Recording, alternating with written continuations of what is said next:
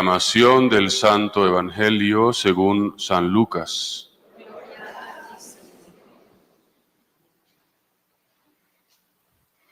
En aquel tiempo, los discípulos de Jesús contaron lo que les había pasado por el camino y cómo lo habían reconocido al partir el pan. Estaban hablando de estas cosas cuando Él se presentó en medio de ellos y les dice: paz a ustedes. Pero ellos, aterrorizados y llenos de miedo, creían ver un espíritu. Y Él les dijo: ¿por qué se alarman?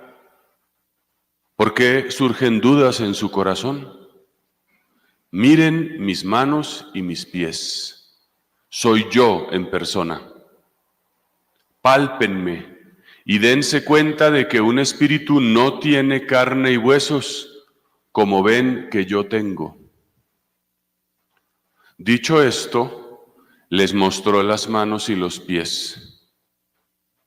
Pero como no acababan de creer por la alegría y seguían atónitos, les dijo: ¿tienen ahí algo de comer?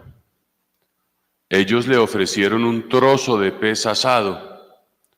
Él lo tomó y comió delante de ellos. Y les dijo: esto es lo que les dije mientras estaba con ustedes, que era necesario que se cumpliera todo lo escrito en la ley de Moisés y en los profetas y salmos acerca de mí. Entonces les abrió el entendimiento para comprender las Escrituras. Y les dijo: así está escrito, el Mesías padecerá, resucitará de entre los muertos al tercer día, y en su nombre se proclamará la conversión para el perdón de los pecados a todos los pueblos, comenzando por Jerusalén. Ustedes son testigos de esto. Palabra del Señor.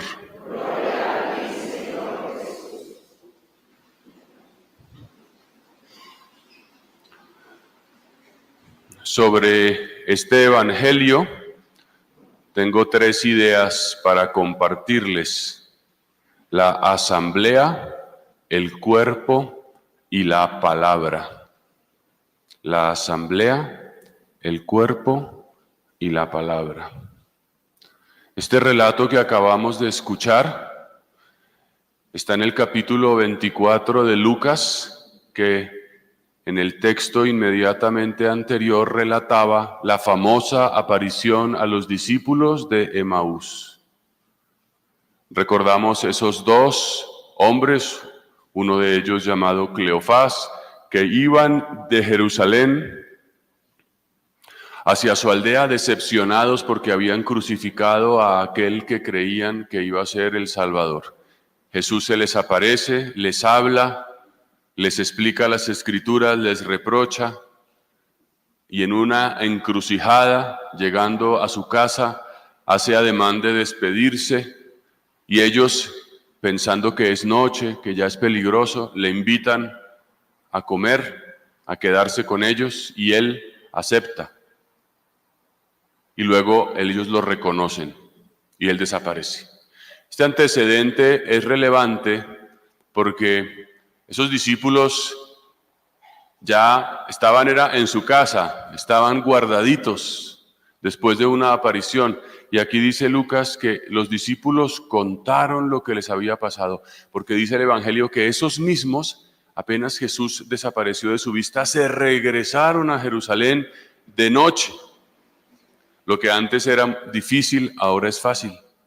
Y se reúnen con el resto de los discípulos y sucede esto que estamos escuchando, esta nueva aparición. Contaron lo que había pasado por el camino y cómo lo habían reconocido al partir el pan. Su experiencia camino de Emaús. Estaban hablando de estas cosas cuando Él se presentó en medio. Es muy interesante que Lucas parece situar todas las apariciones de Jesús el mismo día, ¿no? Si uno hace cuentas, parece que no alcanza el tiempo. Estaban en la hora 25. Pero esto tiene un sentido teológico, digamos, y es decir, que Cristo acontece siempre. Y se aparece y le reconocen cuando están reunidos. Allá en Emaús, al partir el pan, aquí en Jerusalén. Aprovechamos para orar por la Tierra Santa, ¿verdad? Que otra vez está en problemas. Jerusalén. Pero ¿qué es lo que quiere decir entonces? Que en la asamblea, cuando los discípulos se reúnen, Jesús se aparece. Acontece. Resucitado se manifiesta. Esto es muy importante porque hoy sucede aquí lo mismo, en esta misa, en una parroquia cualquiera, de un barrio normal, de una ciudad, de un país. Cristo se aparece. Cristo hoy muestra sus llagas, hoy te dice: la paz esté contigo. Esto es real. Y esto nos debe dar esperanza. No sé cómo vienes hoy a esta misa. ¿Cómo estás hoy? ¿Cómo estás esta mañana? ¿Cómo está tu vida? Quizás vengas contento o contenta como esos discípulos, o quizás estés abatido, abatida. Pero Jesús viene y te dice: la paz, la paz. ¿Cuál es la paz de Cristo? La paz de no tener problemas, la paz de todo estar en silencio, la paz de no me duele una muela, la paz... No, la paz de Cristo es la paz de hacer la voluntad de Dios. El que hace la voluntad de Dios y entiende que en su vida acontece el querer de Dios, tiene paz. Aunque esto suponga dolor, aunque esto suponga no entender, es esa paz profunda de: Señor, lo que tú digas. Aceptar. La paz es una aceptación. Entonces, primer punto, Dios acontece en una asamblea, en una comunidad, en la celebración eucarística dominical. En segundo lugar decía, ¿cuál es la segunda palabra? El cuerpo. El cuerpo. Es muy interesante esto porque San Lucas era de origen griego, el autor de este evangelio. San Lucas era un médico. San Lucas le habla a gente que no procede del judaísmo y que tiene una mentalidad griega, neoplatónica. Platón decía que existen dos mundos: el mundo de las ideas, eso lo veíamos en el bachillerato, en la filosofía de quinto de bachillerato, y el mundo de esta tierra, digamos, lo material y lo espiritual.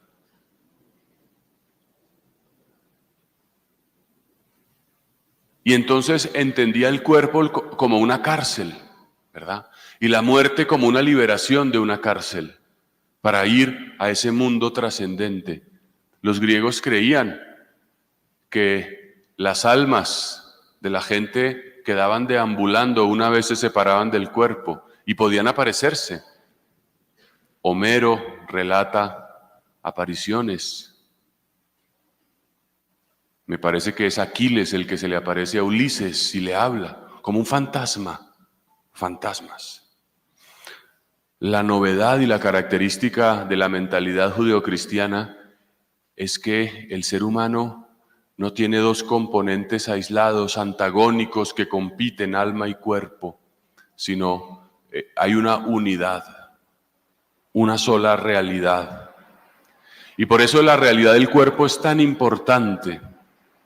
San Juan Pablo II, en las catequesis al inicio de su pontificado de los miércoles, enseñó profundamente este tema del cuerpo. Y ese grupo de enseñanza se le ha llamado la teología del cuerpo, que hoy se estudia de nuevo y es muy importante, porque nos dice varias cosas, que el hombre y la mujer son imagen de Dios y la imagen de Dios se refleja en el cuerpo, fundamentalmente, en la parte visible del ser humano. De hecho, la imagen hace referencia a lo que se ve. Ser imagen es aquello que es asequible a la vista y por tanto el cuerpo es aquella realidad nuestra que podemos ver, identificar. El cuerpo, por tanto, nos habla de que ahí está la imagen de Dios en nosotros. No sé si se lo hemos pensado. ¿Quieres ver a Dios en ti? Mira tu cuerpo. Y uno diría, uy, no, pero yo ya estoy panzón, calvo, arrugado. ¿Dónde está la imagen de Dios?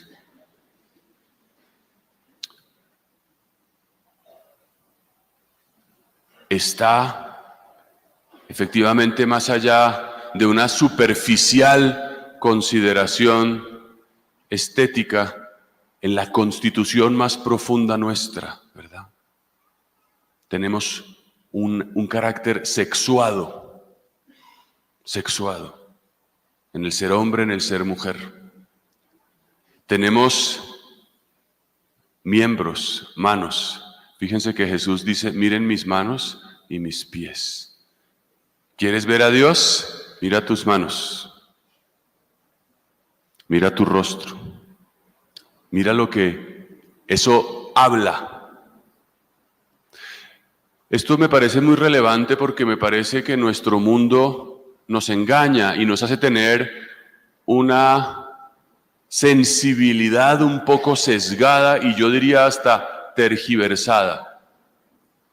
Nos hace pensar que lo extraordinario, lo que llama la atención, lo que tiene efectos especiales como en el cine, es aquello que es novedoso y donde puedo encontrar algo profundo. Y en realidad, mírate, contémplate. Y te lo digo en serio, un día mírate al espejo, con una mirada profunda, reconociendo una identidad, no mirando las manchas, las arrugas, aunque también mirándolas, ¿sabes? Porque ahí también hay una huella de Dios. El cuerpo es sello, reflejo de la imagen de Dios. El cuerpo, por otro lado, tiene una dignidad. Más allá del moralismo que puede venir de esta afirmación, decir que Jesús se aparece con su cuerpo nos habla del valor que tenemos.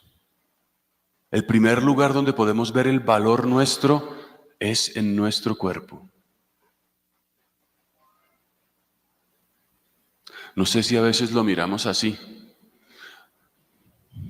Yo digo que nuestro mundo tiene una especie de mirada, así como la pornografía destruye la mirada del varón sobre la mujer y de la mujer sobre el varón y hace que el cuerpo se vea como un objeto que gusta y que produce placer. La pornografía destruye la manera de mirarnos y de aceptarnos, proponiendo formas estéticas únicas. Es una tergiversación absoluta. También la obsesión que tiene nuestro tiempo por la moda, por estar en forma, por la juventud, desfigura nuestra mirada sobre el cuerpo y nos engaña. Y por eso este ejercicio, si se quiere, de mirarte al espejo, de reconocerte, de aceptarte. Pero no es una mirada simplemente de, bueno, pues así soy, ¿qué le vamos a hacer? Como con esa misma perspectiva tergiversada que les decía, sino con una mirada profunda. Dios está aquí. Dios se manifiesta aquí en este rostro, en el que yo tenga unas células, que yo tenga unos ojos, unos órganos de los sentidos Aquí está Dios, aquí está la imagen de Dios. ¿Quieres ver a Dios? No tienes que irte al último monte o beberte el último trago de yagé o quién sabe qué cosa para tener una experiencia mística. Dice Jesús, miren mis manos, miren mis pies. Jesús no dice ni siquiera, miren mi rostro, que podría ser, miren mis heridas y también miren mis obras, miren mi camino. Esto es una llamada a una nueva forma o a recuperar la verdadera forma de mirarnos a nosotros mismos y a los demás, en su profunda y real belleza, en la belleza auténtica de cada persona. Esto es muy importante. También enseña Juan Pablo II que este cuerpo pues también tiene la herida del pecado original, pero está llamado a la redención, está llamado a la resurrección.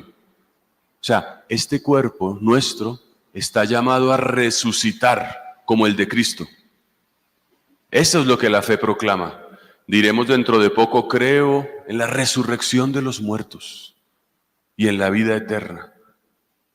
Y nuestra fe afirma que resucitaremos, aunque ese cuerpo se lo hayan comido los gusanos cuando muramos o esté incinerado en un horno, en la cremación. Ese cuerpo, esas cenizas, ¿cómo? Solo Dios lo sabe. Pues si de la nada hizo el mundo, no va a poder resucitar un cuerpo. Pero estamos llamados a resucitar. La unidad perfecta del hombre no es una almita que se va por ahí, es la unidad del alma. Dice San Pablo, hemos nacido en corrupción, pero estamos llamados a resucitar en un cuerpo espiritual, en la incorrupción. Y esto me parece que nos tiene que ayudar a tener una mirada serena y profunda sobre toda persona, sobre todo ser humano y en primer lugar sobre nosotros. Y en tercer lugar, esta palabra justamente habla de la Escritura. Después de comer el pez, les dijo, esto es lo que les dije mientras estaba con ustedes, que estaba escrito. Parece que les vuelve a enseñar a los que no estuvieron camino de Emaús lo mismo que les dijo a los de Emaús. Le da sentido a la Escritura. La Escritura se cumple en él. Lo que dijeron Moisés y los profetas se cumple en Cristo. Pero dice, les abrió el entendimiento. Les abrió el entendimiento para que comprendieran. El que la palabra se cumple es una realidad, pero que nosotros podamos ver eso, darnos cuenta de que la palabra se cumple en tu vida, pero no solamente en Cristo, en tu vida. La palabra de Dios se cumple en tu vida. Esto es impresionante, hermanos. Esto lo podemos ver si Dios nos da la gracia. Les abrió el entendimiento. Jesús hablaba en parábolas y le preguntaban, ¿y tú por qué hablas en parábolas? Porque esto no está dado a todos, es un misterio. Pero creo que hoy podemos pedir al Señor la gracia de que nos abra el entendimiento para comprender que esto se cumple en nuestra vida. De que esto no es un relato literario o histórico o religioso de otro tiempo y de otra, sino es tu vida la que está aquí. A ti se te aparece Jesús en la asamblea. En tu cuerpo está revelándose Cristo y Dios. Y la palabra es una palabra para tu vida, para lo que hoy vives en tu matrimonio, en tu soledad, en tu trabajo, en tus preguntas. Ahí está. Y a eso hemos venido, a que el resucitado nos mire con misericordia. Hoy, como miró esta asamblea, de gente aterrorizada y llena de miedo, que creía ver un espíritu. Porque así venimos nosotros, llenos de miedo. Miedo a ser humillados, miedo a ser olvidados, miedo a ser abandonados, miedo a la injusticia, miedo al olvido, miedo al maltrato, al abuso, a la manipulación. Y por ese miedo vivimos así, con las garras afuera, aislados, haciendo mala cara, desconfiados, de afán, estresados. Estos somos nosotros, hermanos. Por lo menos soy yo. Hoy pidámosle al Señor que venga y nos deje abrazarlo. Termino con esto. La palabra me parece hermosa, ¿no? Dice el Señor, ¿por qué se alarman? ¿Por qué tienen dudas? Miren mis manos, pálpenme. A Tomás le decía la semana pasada, mira mis manos, mete tu mano en el agujero de los clavos, tu dedo, y en el del costado tu mano. Ese tocar, ¿no? Pálpenme. Pálpenme. Ahora vamos a comulgar. Vamos a palparlo. Y ya no con las manos, con la lengua. Dispongámonos a ese encuentro para que Él también nos traiga su paz. Así sea. Gracias por haber visto todo nuestro contenido. Ahora te invito a que veas este video o te suscribas a nuestro canal. Gracias.